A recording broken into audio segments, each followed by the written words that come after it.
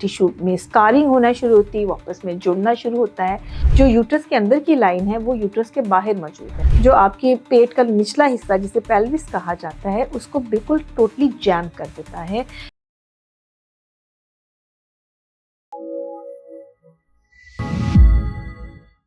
Endometriosis क्या है?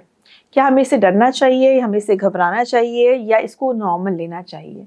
इसका जवाब इतना सिंपल नहीं है, लेकिन अगर मैं एक ओवरऑल आपको बताऊं तो एंडोमेट्रियोसिस कोई अच्छी बीमारी नहीं है। एंडोमेट्रियोसिस को हम अच्छा इसलिए नहीं समझते कि ना सिर्फ ये प्रेगनेंसी होने से रोकती है, यानी बांझपन का रीज़न है, इनफर्टिलिटी कॉज करती है, एट द सेम टाइम ये आपकी लाइफ को भी बहुत बुरी तरह से अफेक्ट करती है। यानी अगर आपको बच्चे नहीं भी चाहिए और आपको एंडोमेट्रियोसिस है तो आपकी लाइफ बहुत बुरी तरह से अफेक्ट हो जाती है। क्यों? अच्छा, अब एंडोमेट्रियोसिस को पहले समझ लेते हैं कि ये होती क्या चीज़ है। एंडोमेट्रियोसिस का मतलब ये है कि आपके बाहर जो यूट्रस के अंदर की लाइन है वो यूट्रस के बाहर मौजूद है। यानी कह ले कि एंडोमेट्रियल टिश्यू जो है, यूट्रस का जो टिश्यू है वो आउटसाइड द यूट्रस मौजूद है। अब ये जैसे ही पीरियड्स के दौरान हमारे हार्मोन्स चेंज हो रहे होते हैं और यूट्रस की लाइनिंग थिक हो रही होती है as a part of period baby को रिसीव करने के लिए या एक नॉर्मल साइकिल के तौर पे।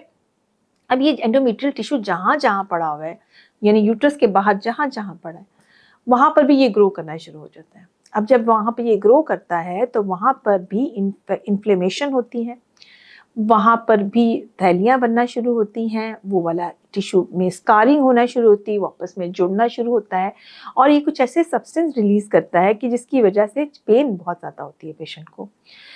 इनिशियली ये ओवरी से most of the time start हो रहा होता है, लेकिन कभी कभी ओवरी के अलावा बाकी जगहों पर भी आपको एंडोमेट्रियोटिक टिश्यू मिलता है और वहाँ पे ये स्कारिंग और पेन क्रिएट करता है। पेन आपके वो जो सब्सटेंसेस रिलीज हो रहे हैं उसके साथ भी है, एट द सेम टाइम चीज़ें जुड़ने के साथ भी है।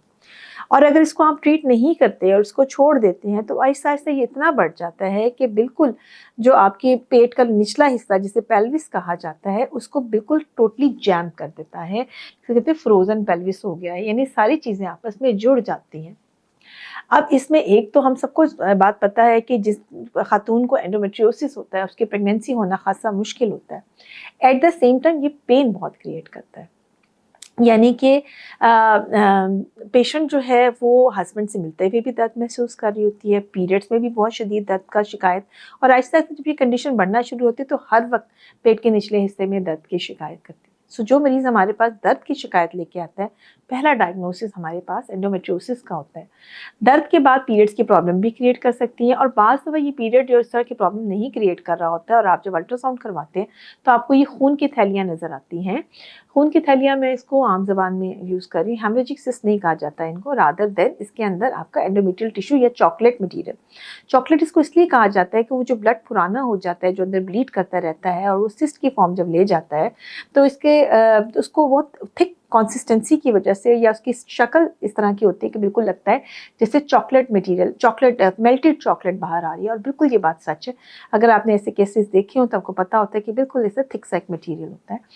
तो ये इस फॉर्म में भी प्रेजेंट कर सकता है कि पेशेंट को सिम्टम्स नहीं है लेकिन आपने अल्ट्रासाउंड किया और वहाँ पे सिस्ट पड़े हुए और चॉकलेट सिस्ट इसको कहा जाता है, एंडोमेट्रियोटिक सिस्ट कहा जाता है।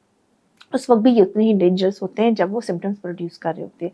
सो इन एनी केस इसको कोई अच्छी डिजीज़ नहीं समझा जाता और इसके लिए इलाज रिकमेंड किया जाता है। हम दूसरी वीडियो में बात करेंगे कि इसका इलाज और इसकी डायग्नोसिस जो है वो कैसे मुमकिन है, इसलिए इसका सेकेंड पार्ट ज़रूर देखिएगा। बहुत शुक्रिया।